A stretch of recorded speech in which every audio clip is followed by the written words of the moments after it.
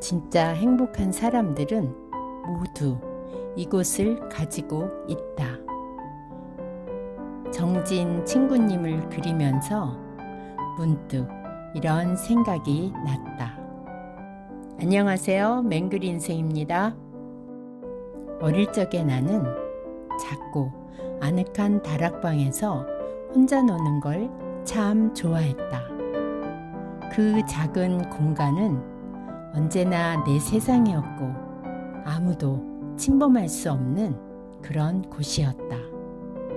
학교 수업이 끝나 집으로 왔을 때 엄마가 안 계시면 난 일하는 언니 몰래 엄마 홈드레스를 들고 다락방으로 올라갔다. 그곳에는 신기한 물건들이 참 많았었다.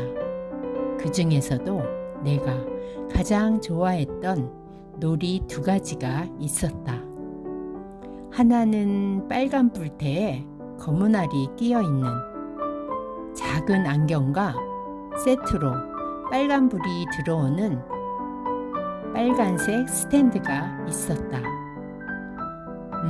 또 하나는 꽃무늬들이 그려져 있는 작은 찻잔들이었다. 난 그 예쁜 안경을 쓰고 다락방의 작은 창문을 통해 바깥 세상을 내다보는 놀이를 했는데 그 놀이는 아직도 나를 설레게 한다. 또 꽃무늬가 있는 작은 잔들은 엄마가 좋아하셨고 아꼈던 그릇들 중 하나였다. 알라딘 램프같이 생긴 그릇에는 각설탕이 들어있었다.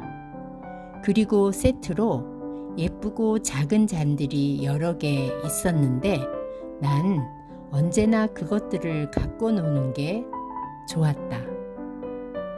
엄마 홈드레스를 입고 빨간 테, 검은 안경을 쓴 내 모습을 거울로 보면 제법 폼이 났었다. 가끔씩 아버지는 그 안경을 끼시고 빨간불이 들어오는 스탠드 불빛을 바라보셨다. 훗날 들은 이야기로는 적외선 눈 치료용 기구라고 한다. 무튼 난 다락방 작은 창문 밖 세상을 그 까만 안경을 끼고 내다보면 온 동네 집들이 옹기종기 모여 내 시야에 다 들어오는 것, 또 인형같이 작은 사람들이 분주히 움직이는 것, 성냥갑처럼 작은 차들이 다니는 것들을 보고 있으면 내가 거인이 되어 창문 속 다른 세계를 보는 듯 참 흥미로웠다. 그리고 가끔씩 내 콧등을 스치며 들어오는 바람도 언제나 좋았다.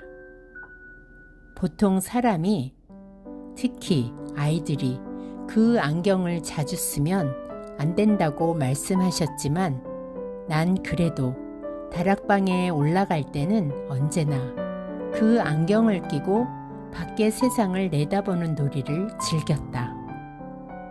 그리고 2번째 놀이로는 엄마 원피스를 입고 엄마가 아끼는 꽃무늬가 있는 작은 잔들이 있었는데 그 안에 각설탕과 물을 넣은 후 어른들 흉내를 내며 차 마시는 놀이를 하였다. 난 언제나 이 놀이에서 어른이 되었다. 어쩜 엄마가 되었는지도 모른다. 난 그렇게 다락방에서 숙제도 하고 나만의 놀이도 하며 놀았다. 그러다 졸음이 오면 엄마 향기가 물씬 나는 홈드레스에 얼굴을 묻고 잠이 들었다. 지금 생각해보니 엄마의 화장품 향기 같기도 하다. 그런데 재미있는 건 이런 것도 내력인지 큰아이가 미국에서 공부하고 있을 때 아이 보러 간 적이 있었다. 그때 작은 아이는 학교도 다녀서 두고 갔었는데 밤마다 내 잠옷을 부둥켜 안고 엄마 냄새가 난다고 하며 울다 잠이 들었다고 한다. 나은 참. 그 아인 그때 나의 옷에서 어떤 향기를 맡았을까? 무튼 난 이상하게 그곳에서의 안락함이 언제나 행복했다. 그리고 지금도 기억나는 건 그 안은 작고 너무나 아늑했다. 어쩜 그것이 나에게 더 편안함을 주었는지도 모른다. 그런데 어느 날 나는 그 안에서 컴컴한 밤이 될 때까지 잠이 들었고 집안에서는 난리가 났었다. 그런데 우연히 오빠가 다락방을 들여다보다가 나를 발견했다. 물론 난 그날 혼이 났다. 말하고 올라가라는 말을 들었지만 이미 나의 비밀방이 탄로가 나니 나도 시들해져 더 이상 그곳을 찾지 않았다. 어쩜 형제들이 많아도 나와는 눈높이가 다르니 언제나 혼자인 나는 외로웠는지도 모른다. 그래서 그 다음 비밀방으로 찾아낸 곳이 북박이 이불장이다. 이불장은 속도 깊지 않아 금세 찾을 수도 있었고 그 안에는 창문이 없어 아주 컴컴했다. 하지만 국민학생인 나는 몸이 왜소해서 이불 사이로도 쏙 숨어 들어갈 수가 있어 기분이 안 좋거나 슬플 때는 그것도 그리 나쁘진 않았다. 아무튼 그렇게 울적하거나 슬플 때 이불장 속 폭신한 이불 속에 파묻혀 숨어 있으면 그 편안함이 나를 위로해 주는 듯 했다.